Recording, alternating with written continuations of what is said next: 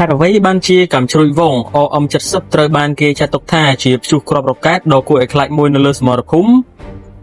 ហើយហេតុអ្វីបានជាប្រព័ន្ធបាញ់រ៉ុកែតច្រើនគ្រាប់មួយនេះនៅតែមានតម្លៃសម្រាប់កងទ័ពជាច្រើនសូម្បីតែនៅក្នុងសង្គ្រាមសម័យទំនើបតើកាំជ្រួយវងប្រភេទ OM70 មានភាពទំនើបនិងខុសគ្នាពីកាំជ្រួយវង BM21 ត្រង់ចំណុចណាខ្លះសូមបងប្អូនកុំទាន់អស់រំលងទៅណាទស្សនាវីដេអូនេះឲ្យដល់ចប់ដើម្បីដឹងអំពីសមត្ថភាពរបស់វានៅលើសមរភូមិមានអាវុធមួយប្រភេទដែលមិនចាំបាច់តម្រង់ឲ្យត្រូវរថក្រោះមួយគ្រឿងឬក៏ទាហានម្នាក់នោះទេប៉ុន្តែវាបាញ់គ្របដណ្ដប់ទៅលើតំបន់ទាំងមូលដែលសត្រូវឈរជើងដើម្បីបំផ្លាញអ្វីៗគ្រប់យ៉ាងនៅក្នុងរង្វង់នៃការវាយប្រហារ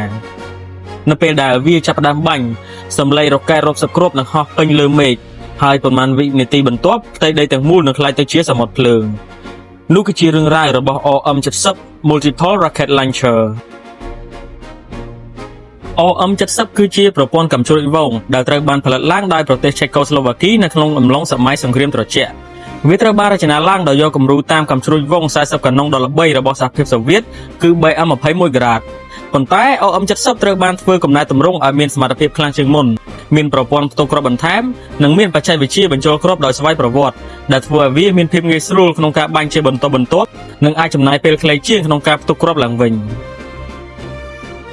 រឿងរ៉ាវនៃប្រវត្តិកំណើតរបស់វាបានចាប់ផ្ដើមឡើងបន្ទាប់ពីពិភពលោកទាំងមូលបានហែលឆ្លងកាត់សមរភូមិក្តៅក្នុងសង្គ្រាមលោកលើកទី2សម័យកាលនៃសង្គ្រាមថ្មីក៏បានឈានចូលមកដល់នោះគឺសម័យសង្គ្រាមត្រជាក់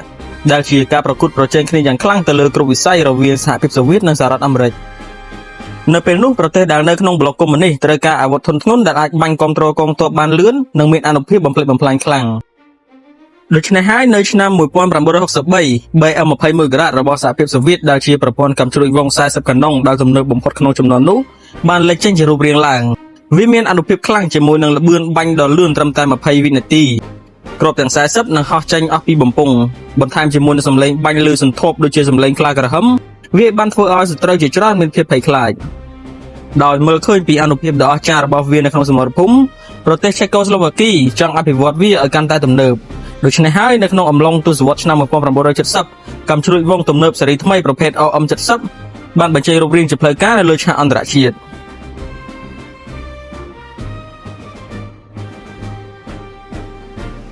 OM70 មានបំពង់បាញ់គ្រាប់រ៉ុកែតទំហំ122មីលីម៉ែត្រចំនួន40បំពង់ដែលអាចបាញ់គ្រាប់រ៉ុកែតទាំង40ដើមឲ្យអស់យ៉ាងលឿនដូចជាផ្លេចបន្ទោលក្នុងរយៈពេលត្រឹមតែ20វិនាទីជាមួយនឹងរថយន្តយោធាកង់8ប្រភេទ Tatra 813ដែលមានសមត្ថភាពចល័តខ្លាំងអាចធ្វើដំណើរបានល្អនៅលើទាំងផ្លូវធម្មតានិងតំបន់ព្រៃភ្នំ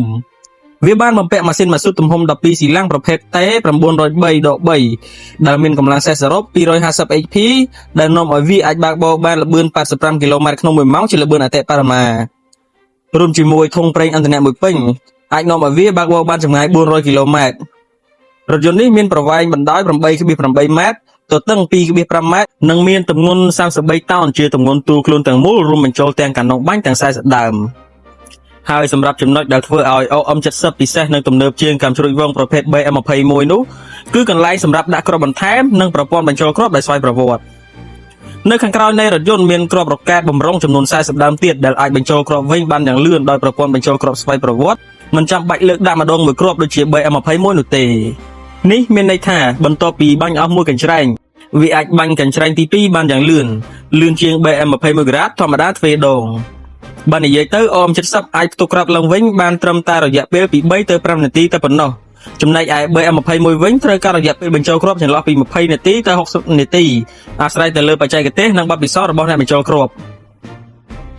OM70 ប្រើប្រាស់គ្រាប់មីស៊ីលទំហំ122មីលីម៉ែត្រដែលមានប្រវែង 2.7 ម៉ែត្រនិងមានទម្ងន់66គីឡូក្រាមក្នុងមួយដើម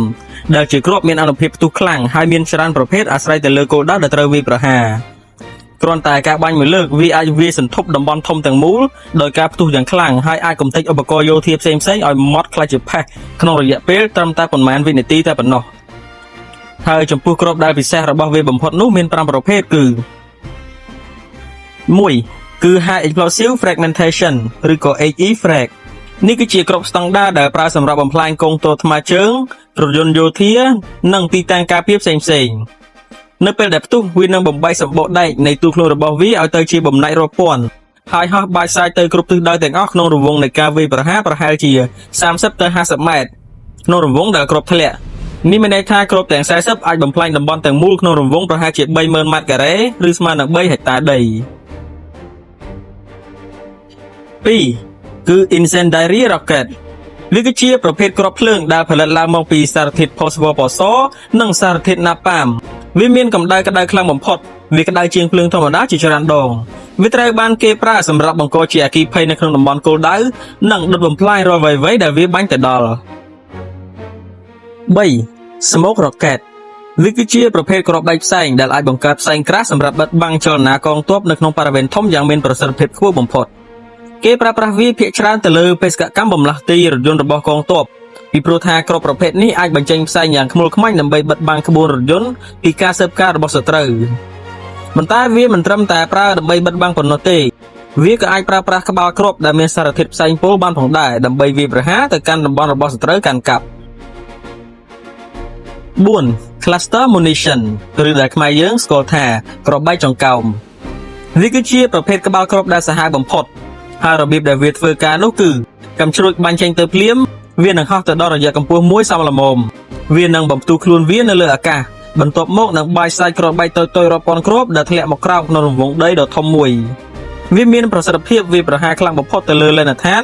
និងមូលដ្ឋានកងទ័ពដែលមានទាហានក្នុងចំនួនច្រើននិងទី 5 គឺ Thermobaric Rocket ដែលវាគឺជាគ្រាប់ដែលបង្កើតសម្ពាធផ្ទុះខ្លាំងអាចបំផ្លាញបន្ទាយអាគារឬក៏ទីបញ្ជាការយោធារបស់សត្រូវឲ្យខ្ទេចរៀបដល់ដីបានយ៉ាងគួរឲ្យខ្លាច OM70 អាចបាញ់បានចម្ងាយចន្លោះពី20ទៅ40គីឡូម៉ែត្រអាស្រ័យទៅលើប្រភេទគ្រាប់រ៉ុកែត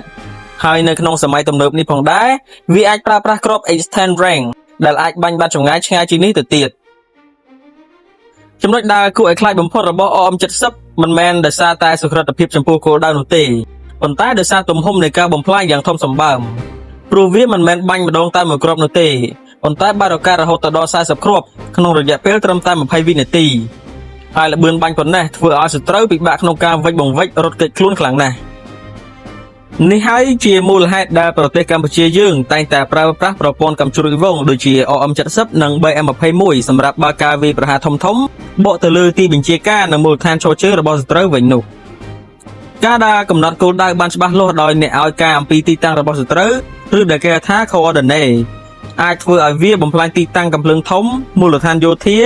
ទីបញ្ជាការកងទ័ពឃ្លាំងអាវុធនិងតំបន់ប្រមូលផ្ដុំកងទ័ពរបស់សត្រូវបានយ៉ាងមានប្រសិទ្ធភាពខ្ពស់បំផុត